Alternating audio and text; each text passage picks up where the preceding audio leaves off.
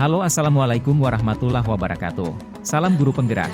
Bertemu lagi bersama saya Robi Dian Swandana, calon guru penggerak Angkatan 7 Kabupaten Garut. Dengan fasilitator Ibu Haji Ela Nurlaila, MPD. Dan pengajar praktik Ibu Is Mariani, SCAPT. Pada kesempatan ini saya akan memaparkan tugas koneksi antar materi tentang budaya positif penerapan segitiga restitusi pada modul 1.4. Koneksi antar materi, Modul 1.1 Filosofis Ki Hajar Dewantara. Modul 1.2 Nilai dan Peran Guru Penggerak. Modul 1.3 Visi Guru Penggerak. Modul 1.4 Budaya Positif. Untuk mewujudkan profil pelajar Pancasila.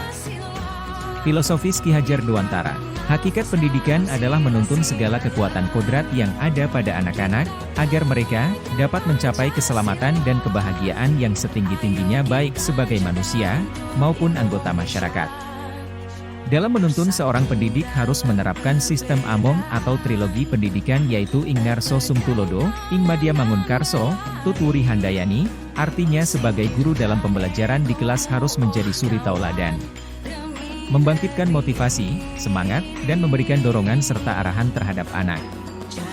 Pendidikan harus menganut asas trikon, yaitu 1. Kontinuitas, artinya berakar pada budaya bangsa yang berkesinambungan.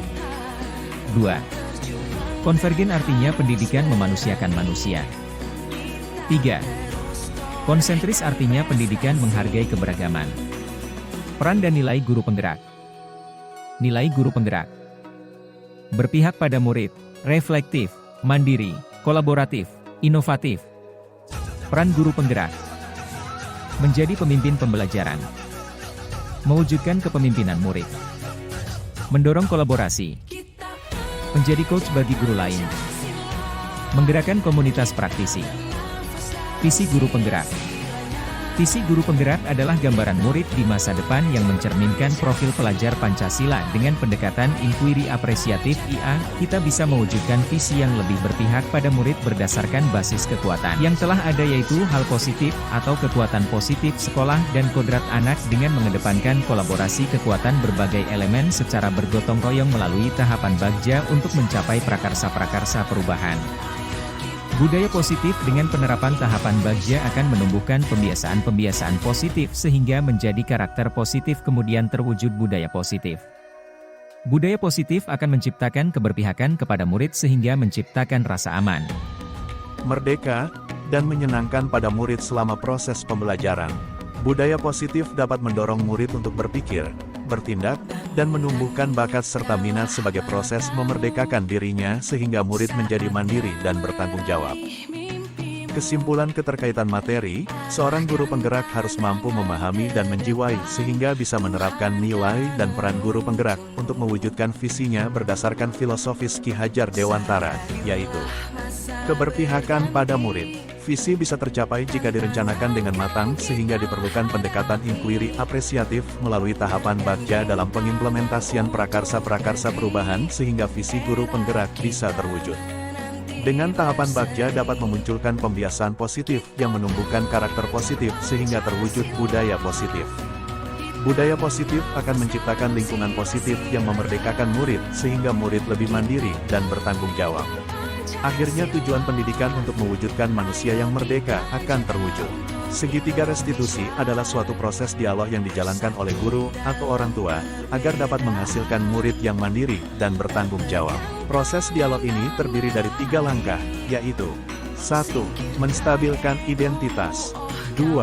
Validasi tindakan yang salah. 3. Menanyakan keyakinan. Sejauh mana pemahaman Anda tentang konsep-konsep inti yang telah Anda pelajari di modul ini, yaitu disiplin positif, teori kontrol, teori motivasi, hukuman dan penghargaan, posisi kontrol guru, kebutuhan dasar manusia, keyakinan kelas, dan segitiga restitusi? Adakah hal-hal yang menarik untuk Anda dan di luar dugaan? Disiplin positif merupakan bagaimana cara kita mengontrol diri, dan bagaimana menguasai diri untuk memilih tindakan yang mengacu pada nilai-nilai yang kita hargai agar tercapai tujuan mulia yang diinginkan. Kemampuan memerintah diri sendiri dalam mengontrol dan menguasai diri untuk memilih dan melakukan tujuan mengacu pada nilai-nilai kebajikan dengan penuh tanggung jawab tanpa diperintah orang lain. Teori kontrol. Kita hanya bisa mengontrol diri sendiri. Kita tidak bisa mengontrol orang lain dan setiap tindakan yang kita lakukan memiliki tujuan. Teori motivasi. 1. Untuk menghindari ketidaknyamanan atau hukuman.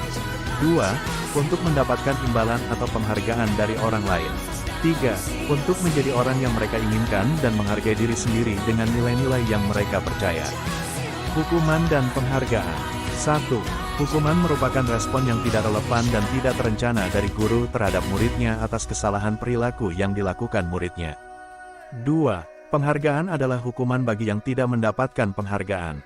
Ketiga, keduanya hanya bersifat mengendalikan perilaku saja, bukan cara yang tepat untuk menimbulkan kesadaran diri atas apa yang dicapainya dan bagaimana cara memaknainya.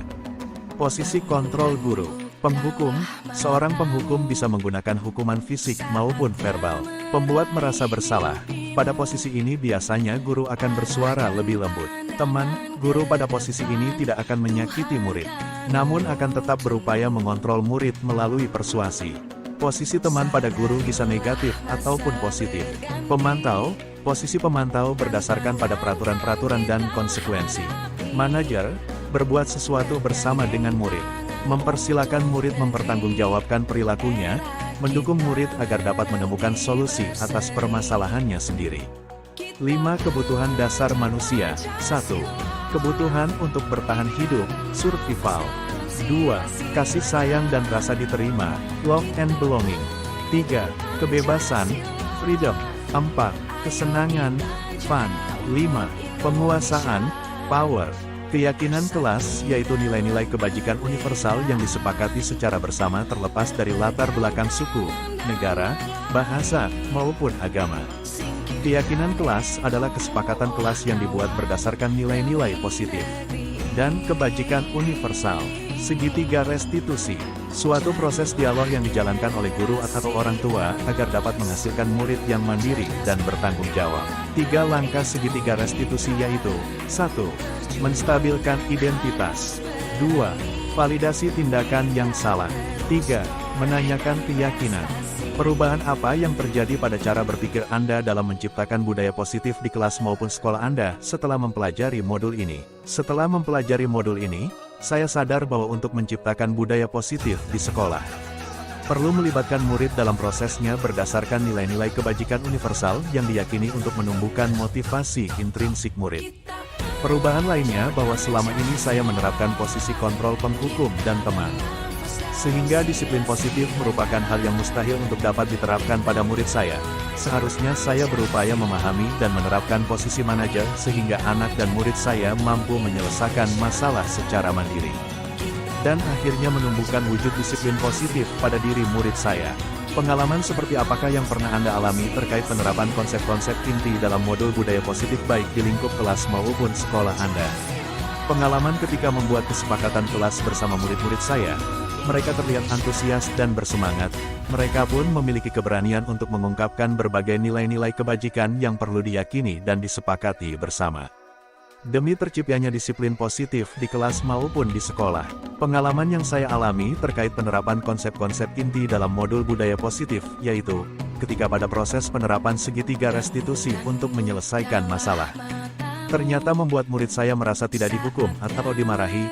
Murid saya mampu mengungkapkan alasan mereka berbuat salah secara jujur dan mereka pun tahu cara memperbaiki kesalahannya sehingga mereka mau merubahnya tidak dengan paksaan, tapi atas inisiatif sendiri berlandaskan pada nilai-nilai kebajikan yang telah disepakati. Bagaimanakah perasaan Anda ketika mengalami hal-hal tersebut?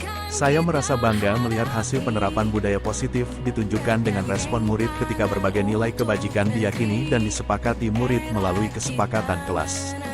Dan mereka bersemangat untuk menerapkannya. Ini awal yang baik dalam menumbuhkan disiplin positif sehingga akan tercipta budaya positif di sekolah dan ketika ada perilaku murid yang tidak sesuai dengan nilai-nilai keyakinan kelas ataupun sekolah yang telah disepakati, saya tertantang untuk mengatasinya dengan menerapkan segitiga restitusi. Menurut Anda, terkait pengalaman dalam penerapan konsep-konsep tersebut, hal apa sajakah yang sudah baik?